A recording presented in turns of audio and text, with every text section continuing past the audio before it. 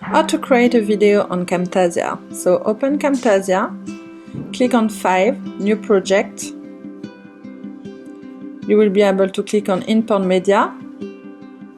Choose the video that you want to modify or you want to add. I would choose a little one as an example. Okay. Drag your movie to the track 1 or 2, it doesn't really matter. Choose from the library Camtasia an intro, you have icon, you have lower thirds, motion background, musical tracks, outro, so you have a lot of things. You can even download more assets on your own. So I would choose an intro, I'm gonna choose this one, place it exactly where you want it to have it, adjust the size, put it next to it, play it, change the title. Here I'm gonna put how to create a video.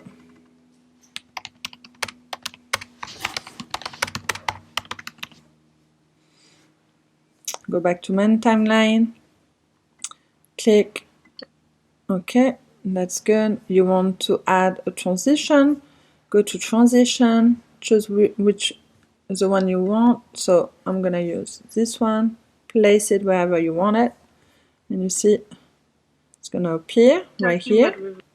If you want to add motion background, which is kind of good too, you can choose the one you want. Let's say I want this one, click on it and add it wherever you want to add it on your movie. So put it right here. The new model for educational activity will enable students. Done. There you go. You have to place it on top. So About revolution, the new model for educational activity will enable students to be connected with the world. Okay, so here you have your motion background. You can adjust the size. You can add the caption. So you go to audio effect, caption, drag it to your movie, and then it will give you option to click on it and write. About revolution, the new model for educational activity will. And then it will appear on your movie. Talking about revolution. So that's perfect for accessibility. Then of course you can add visual effect. If you want a device frame, for example, you can add it and it will change it. You want a quiz, interactivity, you will add it to the timeline and up. You can choose what type of assessment you want, true or false, short answer, fill in the blank, multiple choice, and the students will be able to interact with your video. So is it easy to create true or false? So it is easy to create a video on Camtasia. Statement, true, false, and you add it. And you see the quiz will be right here and the student will be able to interact with your video. So here we go. Talking about revolution, the new model for education. When you will share it on the TechSmith video review, you will be able to see the quiz and interact with the video, but you can also share your video on your computer, screencast, on the platform TechSmith, YouTube, or Google Drive. So here you go. I'm gonna put it bigger. I'm gonna adjust this. Let's see how it looks.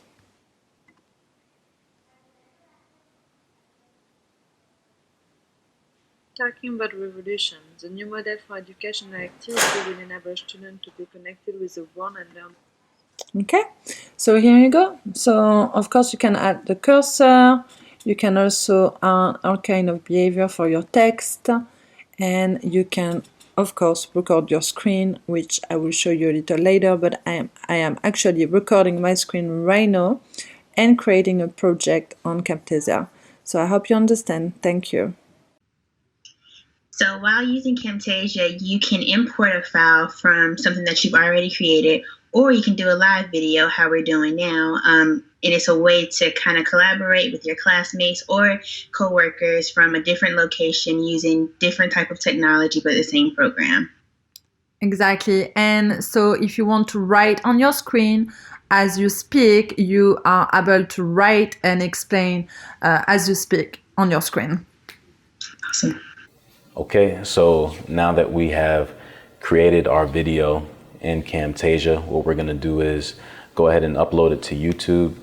And we would just click right here to do that, click on upload video. But before we actually upload the video, what we want to do is create what's called a thumbnail for the video. And basically that's just a picture that shows, you know, the viewer what they can anticipate before watching the video. And it's usually something that is going to grab someone's attention, something that has, you know, not too many graphics, not too many words, but just enough to give them an idea of what it is and to make sure that, you know, it's interesting. So YouTube typically requests that the dimensions of your thumbnail picture be 1920 by 1080 pixels. So make sure you select pixels and not inches, millimeters, or centimeters. Pixels for 1920 by 1080. That's a standard video size also. And we have a lot of different templates to pick from. We can select from some of the photos. We can create it from scratch by using the text here. They have a lot of great things to choose from, but just for the sake of simplicity, I'm going to go ahead and look for the free templates that they have in here, which is going to give us a head start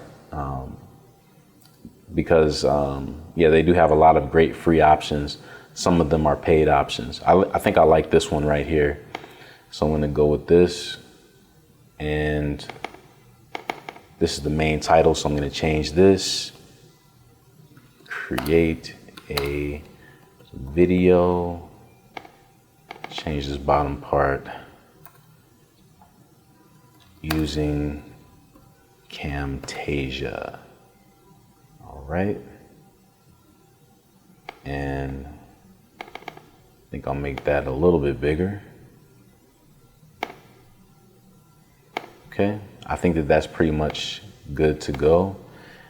And now I'm going to download this thumbnail so that we can add it to YouTube. Now this gives you different options. It allows you to either download it as a PNG, which is suggested, or you can download it as a JPEG, a PDF. You can download it as a video, but for the sake of what we're doing, we just need to do it as a PNG file. So let's go ahead and download it. And once it's done downloading, we can click on it to make sure that it's good. That looks okay. So now let's go ahead and upload our video.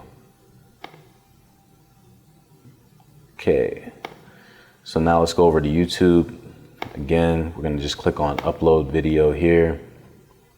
And we're going to select our video file that we want to upload. And this is just an example video here. Just video of some clouds there. And I'm going to add my thumbnail that we just created. There it is right there. Create a video using Camtasia. So that's what people are going to see as soon as they, you know, look at the video, or at least when they view the link, they're going to see this picture instead of just some random spot of the video. And that's the importance of using a thumbnail, just to make sure that they see exactly what you want them to see and, you know, not something else. I want to change the title here to match this title that we have, video using Camtasia. And then I'll just write a description. This is a resource for teachers to learn how to students using Camtasia. All right. Okay, so just a little description there, and it looks like everything is good. I think we're ready to go now. So this asks us how we want to publish. We can either publish this as public so that anyone can do a Google search and find it. If we select this as private, then nobody can see it. The only person that can see it would be you, the person uploading the video. We don't want that. So we're going to select unlisted, because in this way, even though someone can't find it on a Google search, if it's embedded on your website or you send someone the link, then they'll be able to watch the video without a problem. So it looks like everything is good. So we're going to go ahead and click done. And now our video is ready. So we can click this right here to copy the URL. And that way we're able to, copy and paste it anywhere and be able to watch the video. And now it is ready to upload to Google Forms, and Jason Fox is going to talk to you about how we can do that. Hello, my name is Mr. Jason Fox, and I'm going to be walking you through building a Google Form assessment. So where are we at in this process? We just covered creating an instructional video. We talked about how to organize your instructional videos on YouTube.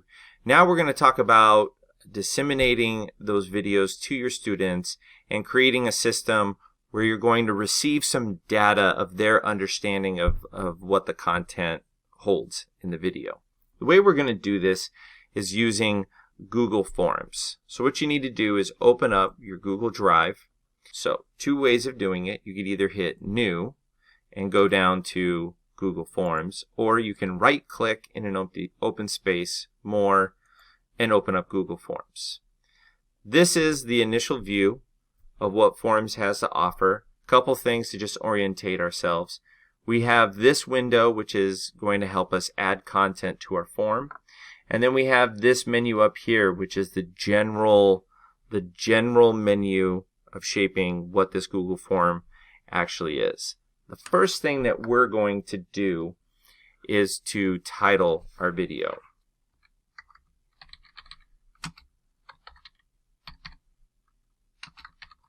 For the purpose of this form, we are going to base it upon the first video that you watched in this module of building an instructional video in Camtasia. So when I change it here, it automatically changes it on top of the form. I can add description, or for our purposes, instructions. Now that I got the title and my instructions built on there, I need to set this up as a quiz. So I need to go to the gear, and we're going to go over to quizzes. Google Forms defaults, when you open it, it defaults to building it as a survey. So we need to make sure that it's a quiz. And then there's some options here that you can go through and customize the form to exactly the way that you want it. Now that we have this set up as a form, we need to add our video. Go to our insert menu right here and add video. Now, if your video is public on YouTube, you can go to YouTube, get that URL, and paste it right here, and it will pop up the first thing. If it's private, or you have to have the URL in order to get access to the video, you have that functionality here under this tab. Paste that URL, that video will pop up, hit select, and it's going to add it to your form. It defaults to being really small. All you need to do is just drag and pull it, make it nice and big, change the title, and there we have it. We have our video ready to be viewed. Now we need to add some questions. So we need to go back to the insert menu, and we need to go to the very first one, add question. You can see that it adds the question down below, and it defaults it to a multiple choice. Right here under this drop-down window, it shows you all the different types of questions or survey input that you can create. For the purpose of this video, we're just going to stick with multiple choice and check boxes. Multiple choice, students can only select one correct answer. Check boxes, they can select multiple answers. So we open up to the question field and we add our first question.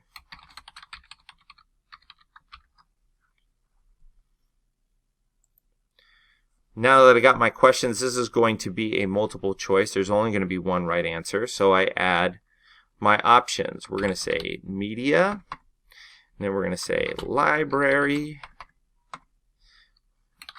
annotations, transitions. Now, library is the correct answer, so I need to go down here to the answer key. This allows me to select this is what the correct answer is, and I can add a point value. You can create the point value that makes sense for your class. For the purpose of this video, we're just going to give it 1 point. So now that I got one question ready to go, I can add another one. And this question is going to be one that has multiple correct answers. Here's my question. I can go over here and change it to the checkbox. It's going to turn these into squares, and now I add my options.